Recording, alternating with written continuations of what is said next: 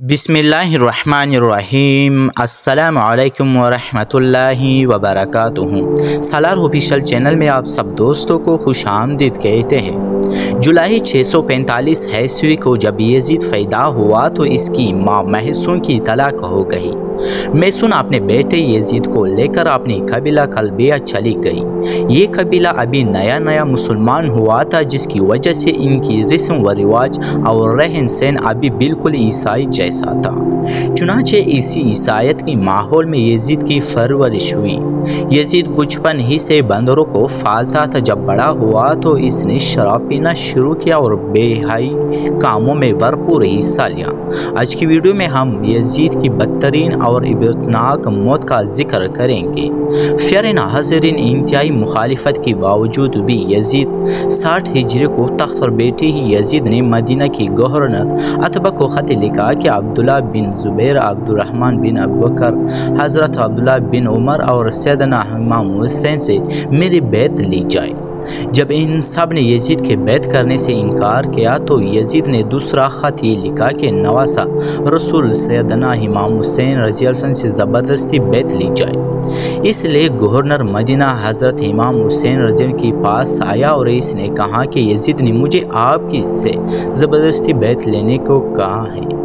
जब हज़रत इमाम हुसैन रज़ी अल्लाह अन्हु ने देखा कि अगर मैंने यजीद के हाथ पर बैत ना की तो मदीना में कत्ल व गारत हो सकती है, तो आप वहाँ से हिजरत करके मक्का में कोफा की तरफ निकले।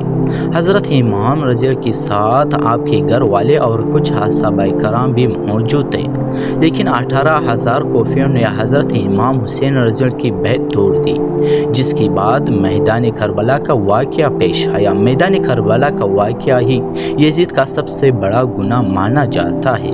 जबकि यजीद को पता चला कि हज़रत इमाम हुसैन कोफा की तरफ आ रहे हैं, यजीद ने अब्दुल्ला बिन ज़ियाद जैसे सख्त दिल गवर्नर को कोफा में मुकर्रर कर दिया। इनको यजीद ने कहा कि हज़रत इमाम हुसैन से बैत लो, अगर वो मेरे हाथ पर बैत नहीं करता तो इसे जंग करो।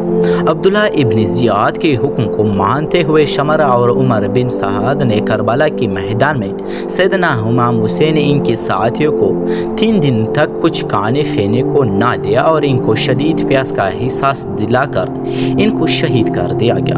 मैदान करबला में शमर जैसे बदबख्त ने ऐसा जुल्म किया जिसकी मिसाल तारीख में मुफस्सिरीन लिखते हुए आंसू बहाते हैं। मैदान करबला में सैयदना हुसैन को शहीद करने के बाद इनकी औरतों को भी कैद कर लिया गया। बच्चों को भी कैद करके किस्म किस्म की ज़ुल्म व सितम डालते रहे। जब सैयदना हज़रत हुसैन रज़ी अल्लाह का सर मुबारक यजीद बदबख्त के सामने लाया गया तो इस कमीने ने आपकी सर मुबारक की तौहीन की।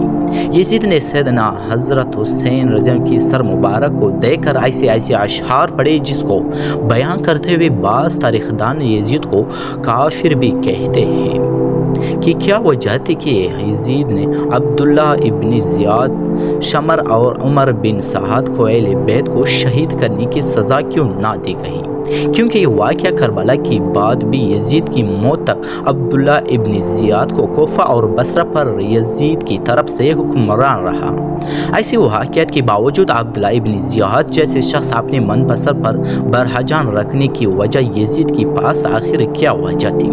अब 63 हिजरी में मदीना के लोग यजीद के बैत तोड़ देते तो यजीद की फ़ौज मदीना पर हमला करते।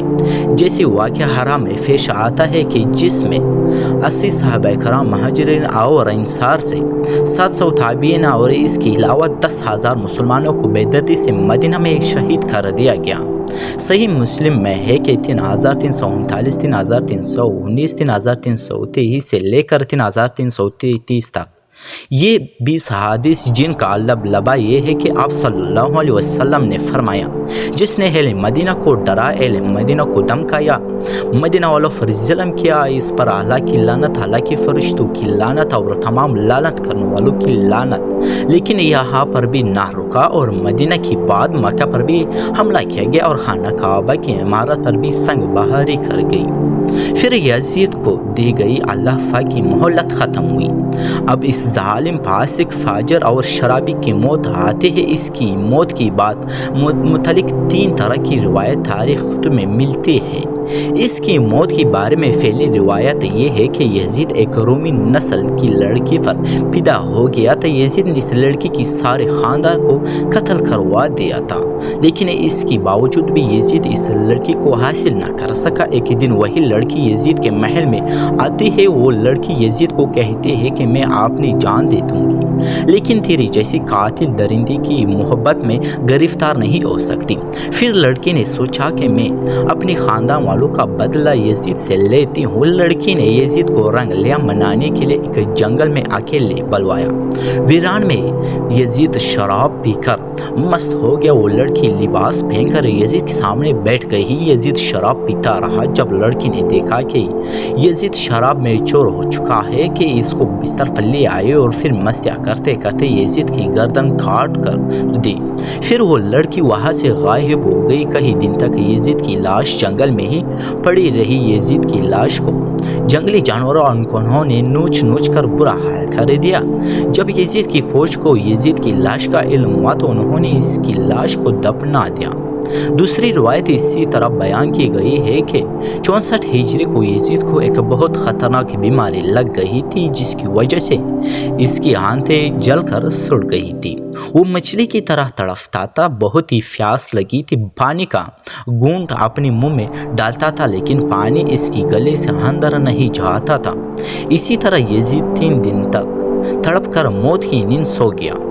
تاریخ کربلا 345 یزید کی موت کے بارے میں جو تیسری روایت ہے وہ کچھ یوں ہے کہ یزید بندر پالنے کا بہت ہی شوقین تھا۔ ایک دن یزید نے ایک بندر کو وحشی خنجر پر بٹھا دیا۔